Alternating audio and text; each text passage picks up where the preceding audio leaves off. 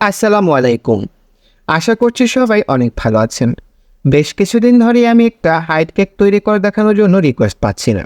তাই সকলের রিকোয়েস্টে আজকে আমি আপনাদেরকে ভ্যানিলা ফ্লেভারের হাইট স্পঞ্জ কেক তৈরি করে দেখাবো। এই কেকটাকে আপনারা বেশ কয়েকটি লেয়ারে ভাগ করে সুন্দর একটি কেক তৈরি করতে পারবেন।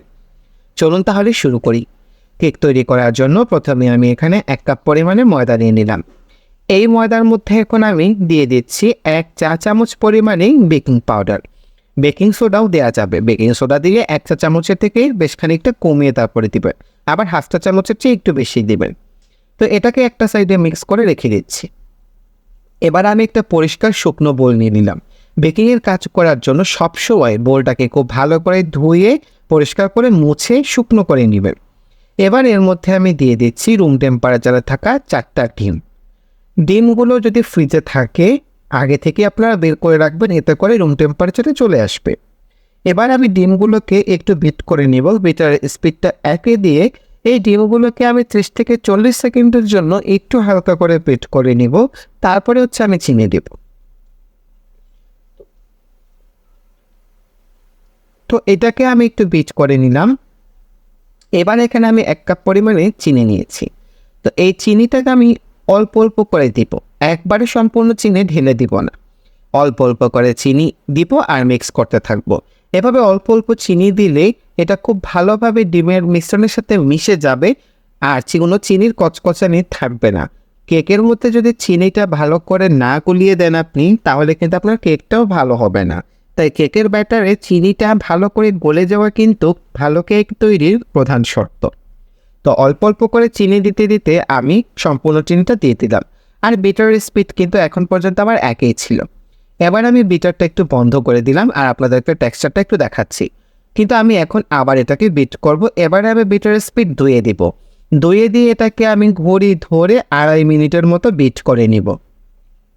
2.5 মিনিট বিট করে এর মধ্যে আমি দিয়ে দিচ্ছি 1 টেবিল চামচ পরিমাণে ভ্যানিলা এসেন্স। আপনারা চাইলে অন্য যে কোনো এসেন্স আপনাদের পছন্দ মতো দিয়ে দিতে পারেন। ভ্যানিলা এসেন্স দিয়ে এটাকে আমি আরও 30 থেকে 40 সেকেন্ড বিট করে নিলাম। ব্যাস হয়ে গিয়েছে। এবার আমি একটা ছাঁকনি নিলাম। ছাঁকনির উপরে আমি এই বেকিং পাউডার আর ময়দার মিশ্রণটা দিয়ে দিচ্ছি। দিয়ে এখন আমি খুব ভালো করে এটাকে চেলে ব্যবহার করব। তো আমি একটা বিটারের কাঁটাই নিয়ে নিলাম। আপনারা চাইলে হ্যান্ড উইস্ক নিতে পারেন। নিয়ে এইভাবে সুন্দর করে আস্তে আস্তে আলতো করে মিশাতে হবে। অল্প অল্প করে আমি ময়দা দিব আর এভাবে সুন্দর করে মিশিয়ে নিব। কোনো তাড়াহুড়ার কিচ্ছু নেই।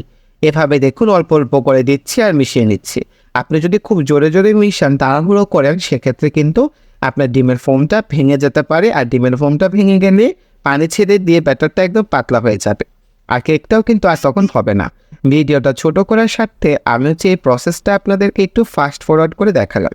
বাস্তবে কিন্তু আমি খুব সুন্দর করে আলতো করে হালকা করে মিশিয়েছি।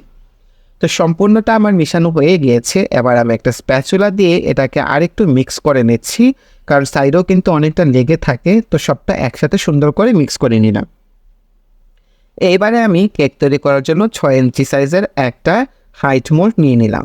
এবার আমি আপনাদেরকে এই মোল্ডটা একটু মেপে দেখাচ্ছি। এটার উচ্চতা হচ্ছে 4 ইঞ্চি আর মোল্ডটা হচ্ছে 6 ইঞ্চি। এবার এই মোল্ডের মধ্যে আমি গিয়ে তেল লাগিয়ে কাগজ বিছিয়ে দিয়েছি। এবার আমি কেকের ব্যাটারটা এই মোল্ডের মধ্যে সম্পূর্ণ ঢেলে দিলাম। তো এখন আমি এটাকে খুব ভালো করে এভাবে একটু ট্যাপ করে নিলাম আর একটা শাস্তিকের কাঠি দিয়ে আমি খুব সুন্দর করে এভাবে এটাকে মিশিয়ে দিচ্ছি। এতে করে কোথাও উঁচু আর কোথাও নিচু থেকে যাবে না, সব জায়গায় ব্যাটারটা ঠিকঠাকভাবে সেট হয়ে যাবে। এইবার এই কেকটাকে আমি ওভেনে বেক করব। ওভেনে 160 ডিগ্রি সেন্টিগ্রেড তাপমাত্রায় আপ ডাউন হিট দুটোই অন করে আমি 40 থেকে 45 মিনিটের জন্য এই কেকটাকে বেক করে নিব। আর এই কেকটা কিন্তু আসলে চুলায় তৈরি করা যাবে না, কারণ কারণ মোল্ডটা অনেক উঁচু। আপনার বাসায় যদি এর চেয়েও বেশি উঁচু হাঁড়ি থাকে সেক্ষেত্রে আপনি এটা চুলায় করতে পারবেন, আদারওয়াইজ ওভেনেই করতে হবে। তো কেকটা আমি ওভেন থেকে বের করে ভালো করে ঠান্ডা করে নিয়েছি। এখন মোল্ড থেকে কেকটাকে আমি একটু ছাড়িয়ে নিব। আর দেখুন কেকটা কত সুন্দর ফুলেছে এবং সমান হয়ে ফুলেছে এবং কতটা উঁচু হয়েছে দেখুন। আমি পুরোটা বের করে আপনাদেরকে দেখাচ্ছি। তো আমি কেকটাকে বের করে নিলাম মোল্ড থেকে। এবার আমি সাইডের কাগজগুলো ছাড়িয়ে নিচ্ছি।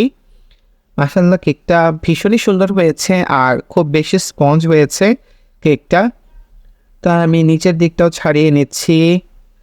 দেখুন নিচেও কত সুন্দর একটা কালার এসেছে, খুব বেশি হচ্ছে গিয়ে পুড়ে যায়নি, একদম সব দিক থেকেই ঠিকঠাক পারফেক্ট।